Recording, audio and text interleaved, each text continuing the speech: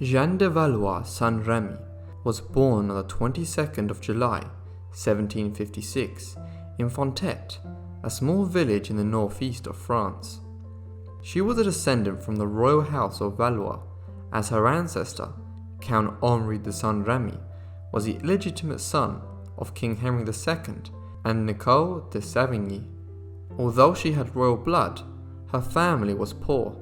Her father was a drunk who hardly worked, and her mother was a poor servant girl. Her parents had a total of 6 children, but only 3 survived infancy. Their children had a difficult time growing up, as their parents didn't take much care of them. Jeanne and her brother and sister spent their days tending to animals on a farm. They were poorly clothed, usually walking barefoot, and resorting to begging in order to eat. Their early childhood was difficult, but things improved for the family when the Abbot Langres found them and took them in. Furthermore, a law set up in France to aid poor children with noble blood was being enforced, and it hugely benefited Jeanne and her brothers. A genealogist in Versailles determined that the children were indeed descendants of the House of Valois. Because of this, Jeanne's brother, Jacques, was given a handsome allowance of £1,000 per annum, as well as a post in a military academy.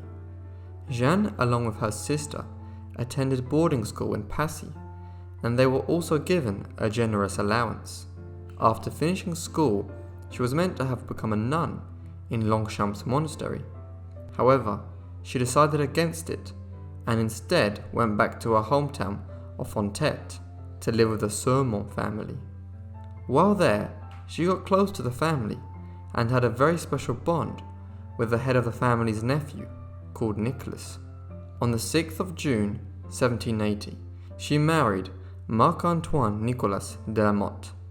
By the time of the marriage, Jeanne was late in her pregnancy, and around a month later, she gave birth to 2 twins that unfortunately died within a few days. The de la Motte family claimed that they were of noble blood, but there was a lot of uncertainty about this claim. In spite of this, following the marriage between Nicholas and Jeanne, they self-proclaimed themselves as Count and Countess de la Motte Valois, unifying their noble houses. By this point, Jeanne had become accustomed to a comfortable lifestyle. However, she wasn't satisfied with her pension and by her husband's income. She believed that she deserved an extravagant life that was fit for her royal heritage. It soon became clear that Nicholas couldn't provide the life that she so desperately desired. Jeanne was restless and decided that the easiest way to become wealthier was to ask the Queen, Marie Antoinette. In the 1780s, it was permitted that any person could enter the Palace of Versailles and its gardens. The only requirement was that they wear the correct attire. Jeanne decided to walk around the grounds in hope of getting a chance to speak with the Queen of France, Marie Antoinette. She believed that as the Queen was a woman, she would be sympathetic to her demands and increase her pension. Nevertheless, even before the 2 women had met, Marie Antoinette held a prejudice against Jeanne, as she had been informed of her questionable lifestyle and thus refused to meet her. Within a few years, the marriage between Jeanne and Nicholas was failing. Despite having lost their feelings for one another, they carried on to live together. Jeanne became unfaithful to her husband and started a hidden relationship with one of her husband's officers in the gendarmerie.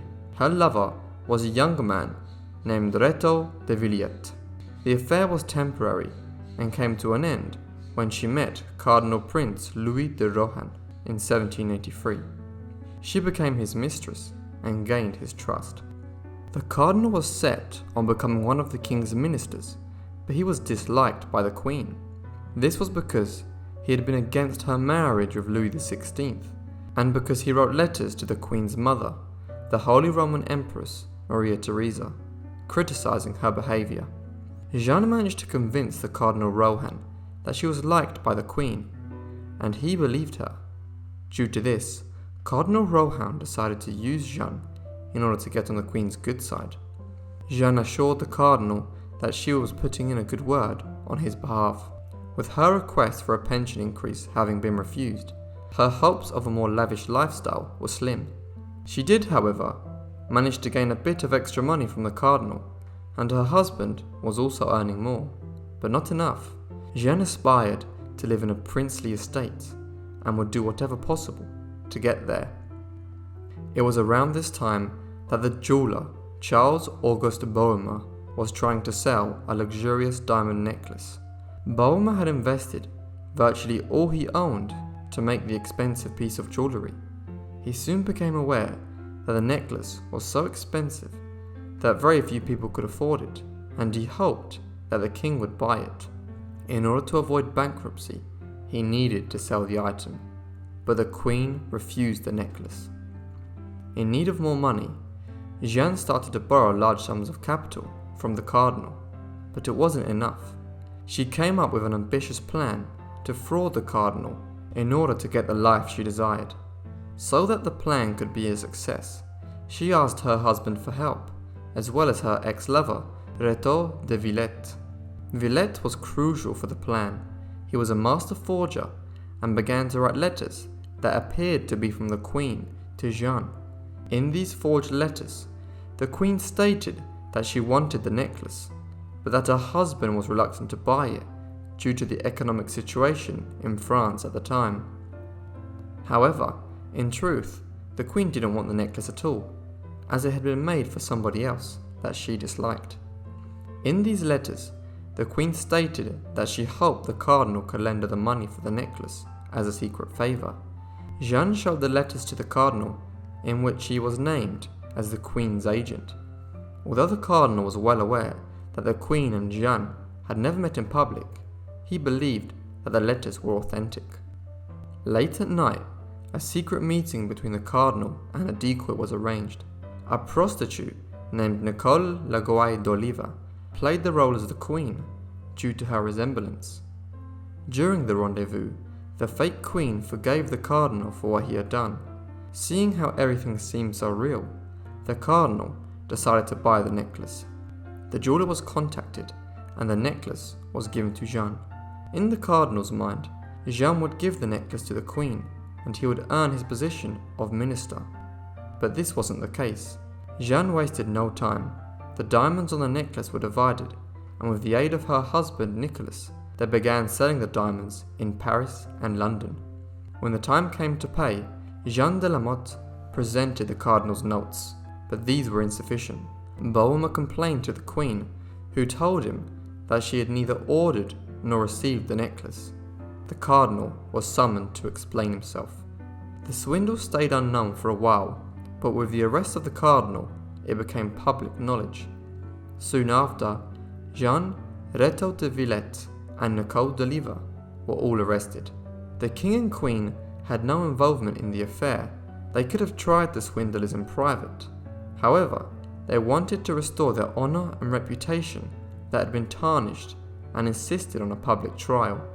Nevertheless, this move was a complete failure from the royal couple. The trial effectively destroyed the reputation of the queen, as the French public believed that she used Jeanne as a means to satisfy her hatred of the cardinal. Following the trial, the cardinal was found not guilty and was acquitted. Despite this, King Louis XVI exiled him to the south of France. The prostitute Nicole d'Oliva was also acquitted, as her role was minor. Rétaux de Villette was found guilty of forgery and exiled. Jeanne was also found guilty. Being the brains behind the plan, she received the harshest sentence. Jeanne was condemned to be whipped, branded, and imprisoned for life. With no intention of serving her life sentence, she managed to escape prison by disguising herself as a boy. She left France and made it to London, hoping that there she would be safe. While there, she published her memoirs in 1789, entitled Mémoires justificatives de la Comtesse de Valois de la Motte. It spoke briefly of her life, but it was mainly a justification for why she swindled the cardinal. In her explanation, she blamed Marie Antoinette as the cause behind the whole affair, and frankly, it was her who was most affected by it. While in London, Jeanne's debts started to pile up. On one incident, she fell out of a hotel window while trying to hide from one of her various debt collectors. On the 23rd of August, 1791, as a result of the fall, Jeanne died. The results left her in a terrible state. She had various broken bones and cuts all over her body. She was buried in St. Mary's Churchyard in Lambeth, London. With the French Revolution underway, Marie Antoinette went to the guillotine in 1793. This was in large part due to the public's feelings towards her after the affair with the diamond necklace. Thank you everyone for watching this video on Jeanne de Valois. I hope you enjoyed it, and if you did, make sure to leave a thumbs up and a comment. And if you're new to the channel, it would mean a lot if you guys could subscribe. That would be all from me, so I'll see you in the next Forgotten Life. Thanks.